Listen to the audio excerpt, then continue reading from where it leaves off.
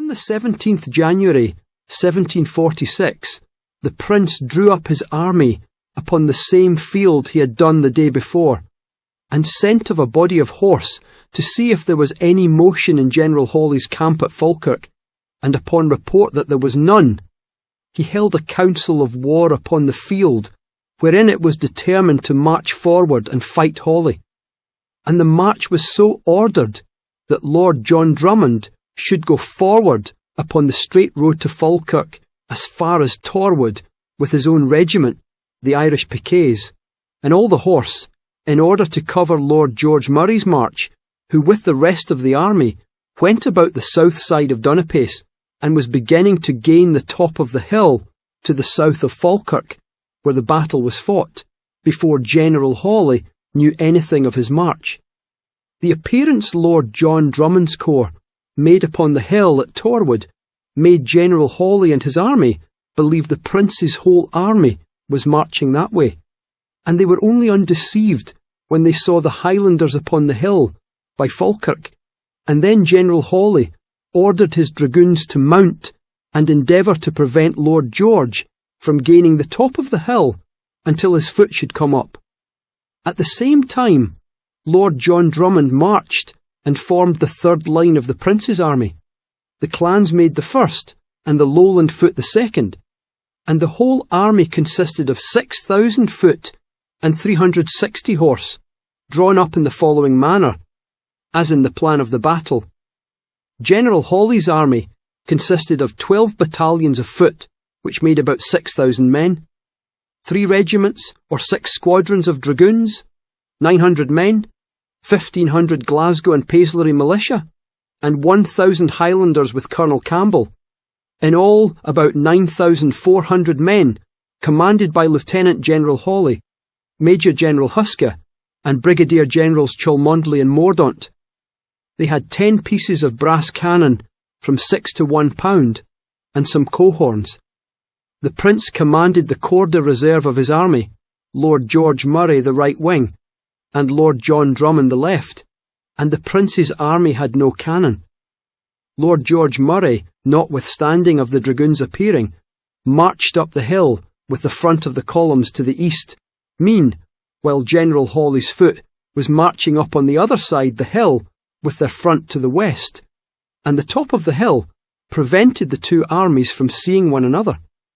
The dragoons made several motions towards the front of Lord George column, and by coming up very near, often endeavoured to draw of the Highlanders' fire, but to no purpose, for they marched on until they came to a bog, and then the whole army wheeled to the left, which made them front the north. In the marching up, the second and third line marched too fast, which made them cover only the right wing and not all the first line as was designed. As the Prince's army, in order to gain the top of the hill, marched east and General Hawley's, for the same reason west, when the two armies came to be formed, the Prince's outflanked General Hawley's on the right, as much as his did the Prince's left, so the Prince's left was opposite to Hawley's centre. The dragoons drew up in battle, opposite to the Prince's right wing, and having made several motions to intimidate the Highlanders, at last came down in a line at full trot and attacked them sword in hand. The Highlanders marched up to them very slowly, with their pieces presented, every man taking his aim, and when the dragoons came within half a pistol shot of them, gave them full discharge, which killed a great many of them, and broke the rest, who in their flight run down all along the Prince's first line, and got the fire of the whole line, by which means there was about 400 of them killed. Major MacDonald of Keppox, having taken one of their horses and mounted him, the horse ran away with his companions, and he was the only man of the Prince's army taken prisoner. It was past 4 when the dragoons made their attack, and just as the attack began, there came a most violent storm of wind and rain that blew directly in their faces, which did them a great deal of mischief.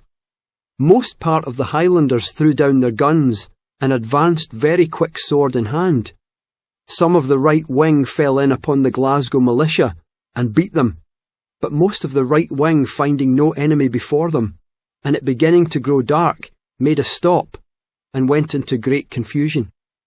The left wing in advancing fell in with the centre and left wing of General Hawley's, attacked them sword in hand, and beat and put them to flight. But as Hawley's right wing stood firm, and had given them several flank fires, they were obliged to retire back again up the hill.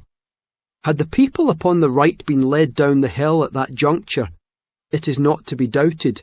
but most of Hawley's foot in the confusion, they would have been cut to pieces, especially as the Highlanders would have got betwixt them and Falkirk, by the badness and darkness of the weather, prevented the princes right from seeing what had passed on the left, and then all the generals and their aides-de-camps were on foot, whereas they ought to have been on horseback. For the general's business in a battle is more to command than to fight as common soldiers. Whoever it is, certain the Highlanders must have example show them, and that was the reason for it. While Hawley's right had made the princes left retire, the right remained upon the top of the hill, all the corps mixed together in great confusion, and not knowing what was become of the left or Hawley's foot, who were all at that time marching to their camp in great confusion, for his right finding themselves abandoned by their left as soon as they had made the princes left retire, for fear of the princes, right coming down upon them, went very quickly and followed their left. A little before they went away, a squadron of Cobham's dragoons that had rallied them came in on the rear of the prince's army, as was supposed to seek for himself. But upon the piquets marching up to them, they went off and followed the rest of their army, who went first to their camp, which they set fire to, and then, in great confusion, went to Linlithgow.